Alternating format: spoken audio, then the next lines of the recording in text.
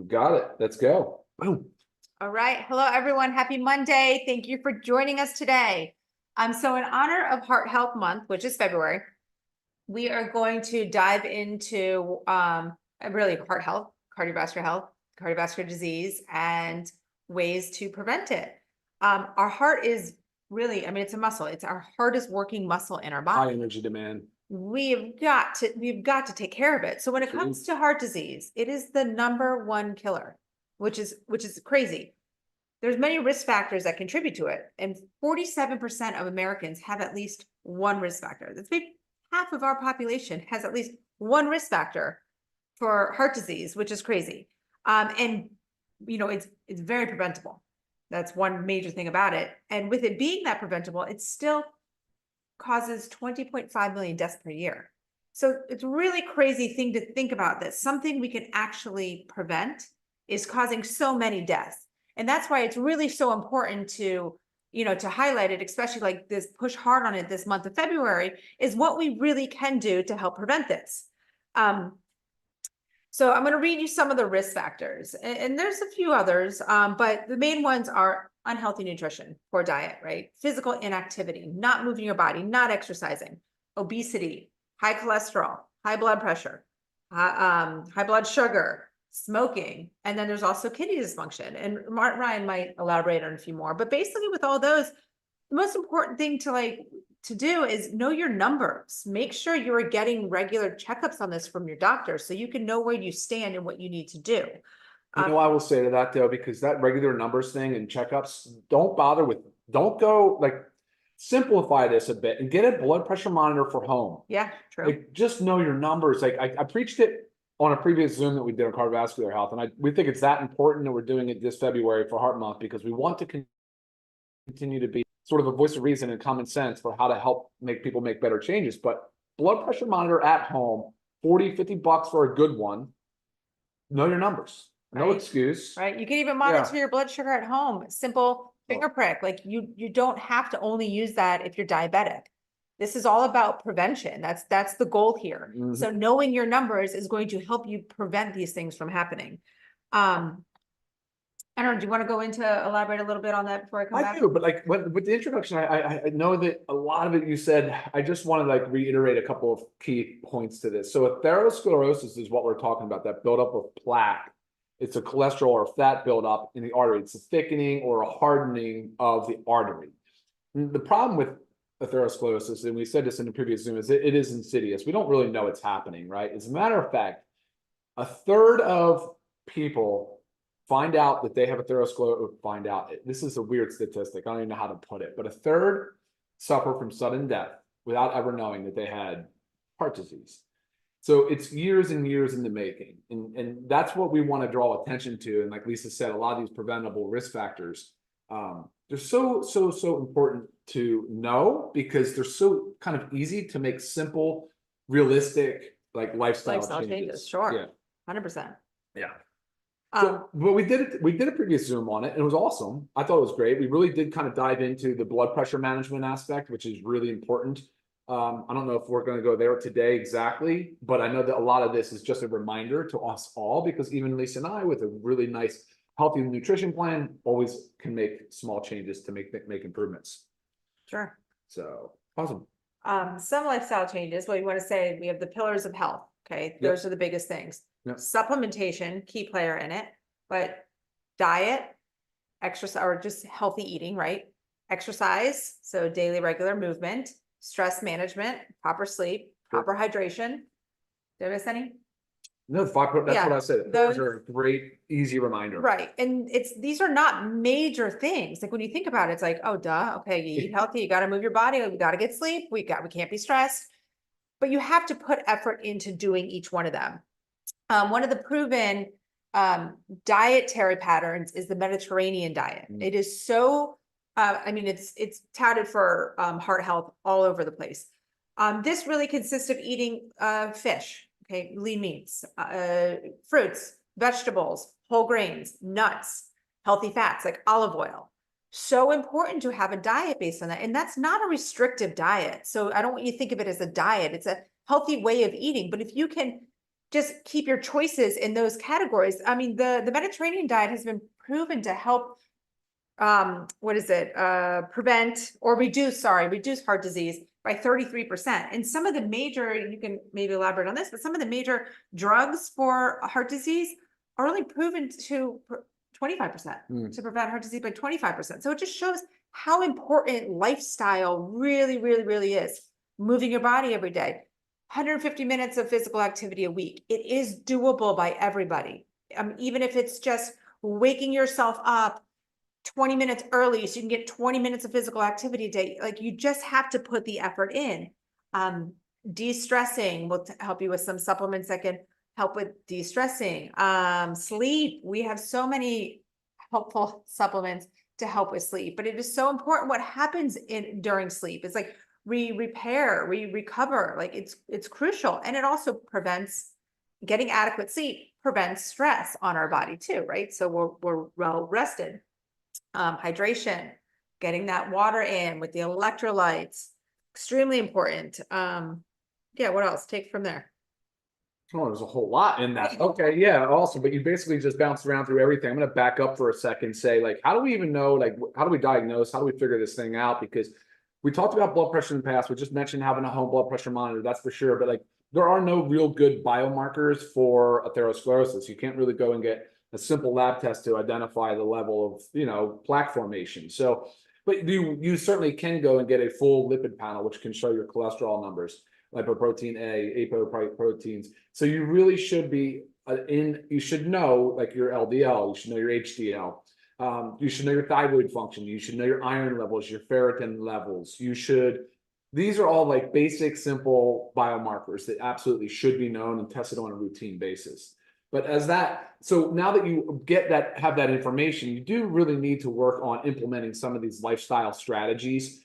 You have to deploy something, even if it's making one change and documenting it for the week and just going. And like, if you want to just add one supplement in and document and just make sure that you're sticking to it and having some consistency to it to improve the dietary. I would mostly come back to the nutrition aspect of it. I'm almost always going to fall back into that, which includes dietary supplements, because again, supplements are a supplement to a diet, right? They're food-based ingredients. That's the nature of so that is really important for us. So that's why, like, when we talk about like the super reds, and Lisa says, well, it follows along with prescription drugs, a lot of the drugs follow a lot of the similar pathways too. So like, I guess I'm going to talk about supplements. I might as well just dive into that first, because each pillar has something that's relatable, and I think we can take something away from it. But for starters, I love the super reds because I really do think of this as probably the leading best way to provide cardiovascular support, because of the dietary nitrates and the antioxidants that are in here. We all create free radicals that are reactive oxygen species. That's like the inflammatory sort of this is where an inflammatory process starts. There can be a good and bad part of that too, like where if you exercise hard, you can create a lot of reactive oxygen species and have some free radicals. But typically the body responds very quickly with antioxidants, and it neutralizes those and puts them to rest and really adapts to it. And so it overcomes it. But when we have these constant, if we're eating high diets high in processed foods, if we're eating a lot of baked goods, a lot of pastries, added sugars, if we're doing things that we know we shouldn't be doing like that, you're constantly insulting your body, and the body's having to work really extra hard, and it can deplete a lot of the reserves of antioxidants. That's why using something like the organic super reds is it's clutch. It's a good choice because of the ingredients like the aronia, the hawthorn, the pomegranate, the grapeseed extract. I mean, these are the red beet, yeah, of course, super high in antioxidants, but also the major contributors as a dietary nitrate to the nitric oxide pathway, which in essence, heart disease is a dysfunction of the endothelium, which is the inner lining of your blood vessel where it produces nitric oxide. Over time, we lose the ability to make nitric oxide. And it's an important signaling molecule because it opens up the blood vessels, it increases blood flow, which thereby reduces blood pressure. So a huge, it's a big cascade of events, but ultimately dietary nitrates are a great way to support that system. Right, which shows just, again, as we age and something like nitric oxide decreases, we need to work on things, supplementing with them to help our body make more of it. Right? Interesting, as you age. So the number one risk factor, of course, of heart disease is age. So can you control it? No, but can you make lifestyle changes to impact it? Absolutely. Yeah, it's healthy aging. It's about healthy aging. Yeah. Let me see, supplements, so what are we saying? We went through super ed, Yeah. so let's go, the vitamin D. Oh, let's do Okay. the daily essentials pack. Okay, Yeah. cool. Yeah. So I would really kind of point out magnesium. I think magnesium is important because it's such an important mineral for muscle, nerve, energy, conduction. So it does alter the membrane potential of the cell. So when your body is going through a contraction state or a cellular like muscle contraction state, magnesium is moving and shifting across membrane cell potential. So it is playing a very important role in our heart health. As a matter of fact, I say this a lot, but when you go into the hospital, if you're a pregnant woman and you're in the hospital with preeclampsia or high blood pressure, magnesium through IV is what they're typically administering because it's so effective. It can lower blood pressure, but it's a really great heart supplement over time, amongst many other things, since it's involved in like 300 biochemical reactions. And stress. And stress, of course.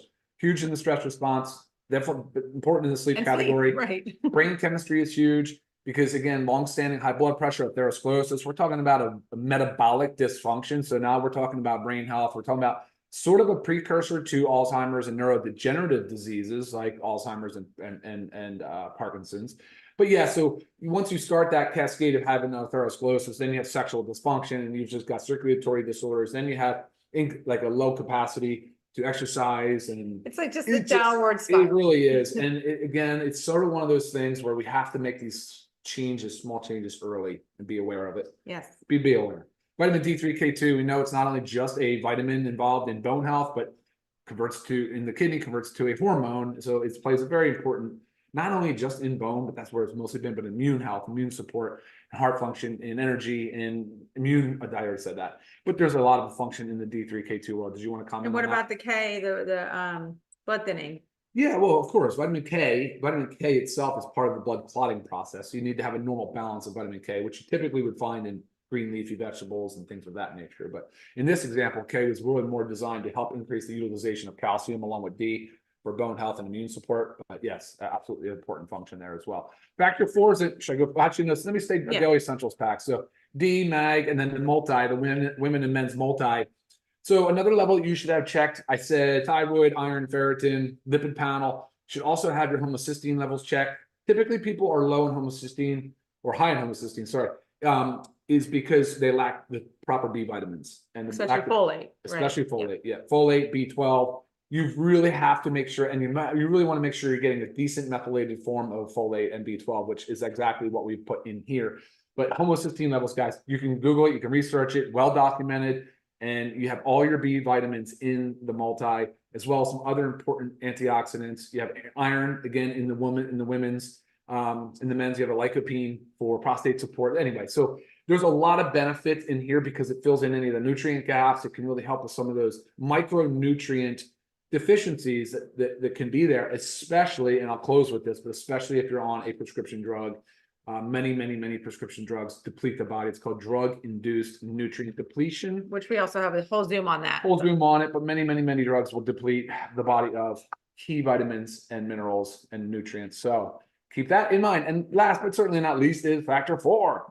But factor 4 is cool because, like I said earlier, you want to know your lipid panel, you want to know your HDL, you want to know your LDL, you want to know your triglycerides, your lipoproteins. So you, with this, we know that there's a qualified health claim, the FDA supports it, that using omega-3 fatty acids can decrease it can raise our HDL and it can decrease our triglycerides, primarily taking down those triglycerides, which out of control high triglycerides, we know is a problem. There's actually a prescription drug on the market for that same exact purpose. Right. So not only is there omega-3 fatty acids in here. Well, omega-3s, they also, I mean, they help prevent blood clots and plaque buildup.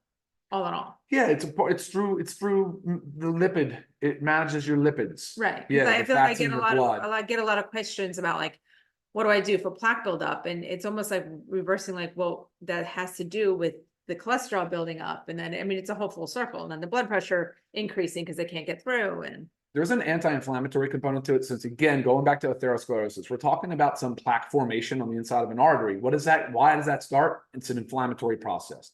Is it reactive oxygen species? What is that insult that has caused it to get sticky and stuck on the inside of the artery? It's inflammation, but why? So this is considered an anti-inflammatory in many aspects because at about 1 gram of EPA and DHA, and there's like 600 milligrams per soft gel. So your first 2 soft gels will be about 1.2 grams. So that in itself, that will start to have that anti-inflammatory effect. At about 3,000 milligrams or 6 soft gels, which would be 3,600 milligrams or 3.6 grams. At 6 soft gels, you would start to have that very drastic reduction of triglycerides. Anyway, so that's something to keep in mind. But the omega-3s, really, really important. Anchovy-based, clean fish, tested, good to go there. And then we have, of course, curcumin as an anti-inflammatory. It's a very potent Ayurvedic medicine. It's really, really good for so many aspects of heart health. Then you have CoQ10, which CoQ10, major player as far as it could, as even just as an antioxidant. But of course, we know that it's a cofactor in many biological functions, which can or may or may not be depleted using a statin drug, which if you're talking about cholesterol, you're talking about atherosclerosis, the first line is usually, providers are usually trying to say, start your statin drug. This would be very beneficial for those of you that are taking statins. And then garlic, and I know I'm missing one. Well, black pepper, but that's just. Garlic. Oh, maybe I got it. Yeah, Okay, cool. Awesome. So yeah, that's that. And then just a few of the amino acids, Right. arginine and citrulline, especially, that help with the nitric oxide, also dilation of the blood vessels. Very important for heart health. Also, I was reading, about glutamine and carnitine also play a role in it. So that's all in our essential aminos. And then a few other things throwing in. I mean, our super greens, because this helps with your stress response with the ashwagandha in it. So it's kind of funny, like we want to talk about, heart health, but then it comes, it really comes full circle. We talk about healthy eating, making sure you're having a proper diet, getting lean meats, enough protein. Then you throw in our protein powder. So again, it's really the whole big package of what LiveGood offers that's going to help with your lifestyle changes to help in the prevention of heart disease. And also, if one does have heart disease, guys, parts of it are reversible. You need to work with your doctors about the proper supplementation and balance of medication, and hopefully change your lifestyle and start to wean off or just decrease your medications. It can be done. Well, guys, all right, yeah, we're almost 20 minutes in. questions? Yeah, no, we'll look at a few questions. It's a personal issue for me. My dad died of sudden death due to cardiac arrest. So completely understand this process. I think we all probably know or have someone that we know that is dealing with heart disease. So, oh yeah, here you go, David. Same thing. Your father had a stroke, and I'm telling you, man, I know. I could feel for you on that. We're gonna keep blasting through a few of these questions. And then it's, when it says though, like 80% of cardiovascular disease, including heart disease and stroke, is preventable. Just keep that in mind. Like we all know somebody that's really been heavily hit by heart disease, maybe passed away from heart disease. Yeah. And then you have to look at yourself and your loved ones that are present and think about how preventable something is. So you've got to put the effort in. Yes. Got to put the effort in. Yeah, I agree. Best vitamins for high blood pressure from Valerie. It's just like everything we've really kind of just said. I mean, if anything, you would start with a daily essentials pack and add your factor 4. So you'd have D, mag, the multi, and your factor 4. But the super reds is cardiovascular support. But again, you're saying for high blood pressure, know your numbers, exactly what your numbers are. If your numbers are stage 2 or and are in a high stage 2 levels, which there's a specific range, then you might need some medical intervention or extreme dietary changes, right? Like dietary advice from a registered dietitian, not a bad idea, or incorporating more physical exercise, well, in addition to. All right, let's keep going here, guys. Calcium will never be, so I got a question here. Calcium will never be added to the vitamins, but they will come out in the form of a bone support supplement. I recognize calcium plays an important role, not just in bone health, but yes, in other functions. It was intentionally left out of the multivitamin because of its issues with chelation competing for absorption. And quite frankly, people should have control over their calcium.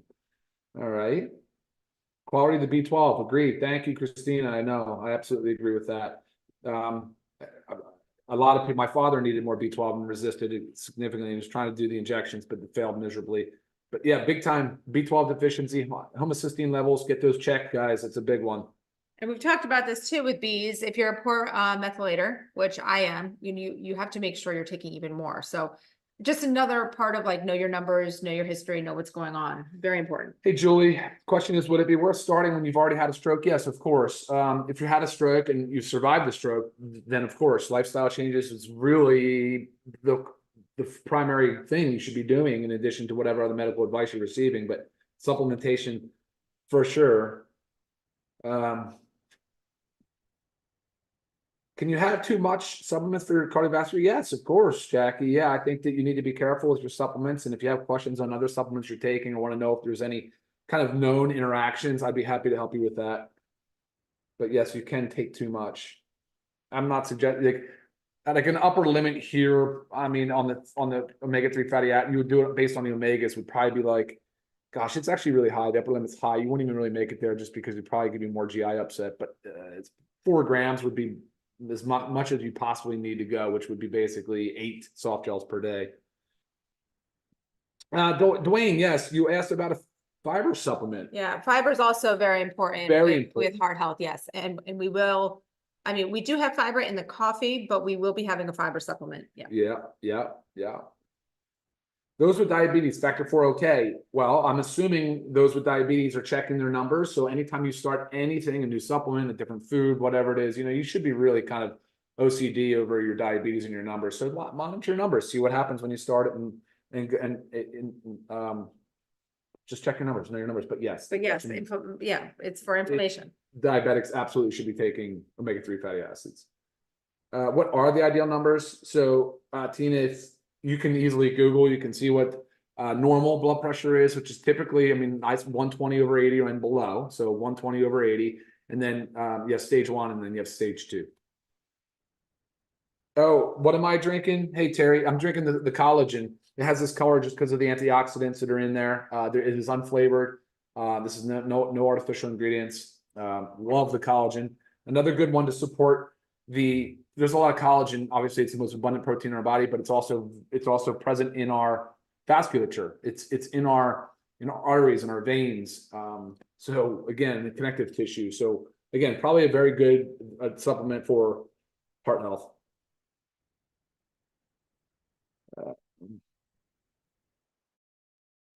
You seen it? Now, remember, as always, if your question doesn't get answered, maybe it's because it doesn't pertain to the topic right here. Please email lisa@livegood.com. I can help you with that.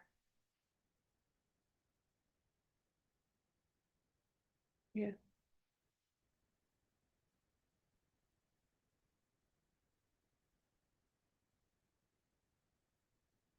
Someone's asking about skipping meals. Maybe if something is a meal replacement, taking the super reds, not a meal. I mean, there's 10 calories in the super reds. No. Hey, David, you're asking for a routine. Last week, actually, it's on YouTube now. We did this Monday Zoom on routine.